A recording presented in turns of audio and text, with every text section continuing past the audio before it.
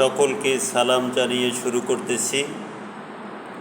দৈনন্দিন জীবনে আল কোরআন ধারাবাহিক পর্বে প্রথম পর্ব, বিষয় হল বিসমিল্লাহির রহমানির রহিম। বিসমিল্লাহির রহমানির রহিম এই কথাটি, এই বাক্যটি এর সাথে সমস্ত মুসলমান ওতপ্রোতভাবে জড়িত। পৃথিবীতে এমন কোনো মুসলমান পাওয়া যাবে না যে কিনা এই বিসমিল্লাহির রহমানির রহিম শব্দটি, বাক্যটি শোনেনি।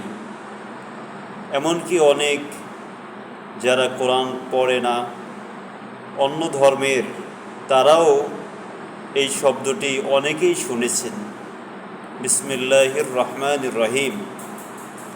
বিসমিল্লাহির রহমানির রহিম এর অর্থ হল পরম করুণাময়, অসীম দয়ালু আল্লাহর নামে। হযরত সুলাইমান আলাইহিস সালাতু ওয়াস সালাম তিনি চিঠি লিখেছিলেন। সূরা নামল 30 নম্বর আয়াত।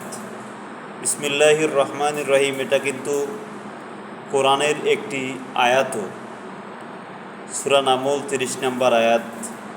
সুলাইমান আলাইহিস সালাম চিঠির প্রথমে লিখেছিলেন বিসমিল্লাহির রহমানির রহিম, পরম করুণাময়, পরম দয়ালু আল্লাহর নামে। অর্থাৎ আমরা যে কোনো ভালো কাজের শুরুতে বিসমিল্লাহির রহমানির রহিম বলে শুরু করতে পারি, আল্লাহর নামে। আল্লাহর নামে যিনি দয়ালু ও পরম করুণাময়, এটা দ্বারা আমরা শুরু করতে পারি। যে কোনো ভালো কাজের পূর্বে আমরা বিসমিল্লাহির রহমানির রহিম বলে শুরু করতে পারি, যেহেতু এটি কোরআনের একটি আয়াত। 2 নম্বরে সুলাইমান আলাইহিস সালাম তিনি চিঠির প্রথমে লিখেছিলেন। জি, ধন্যবাদ সবাইকে।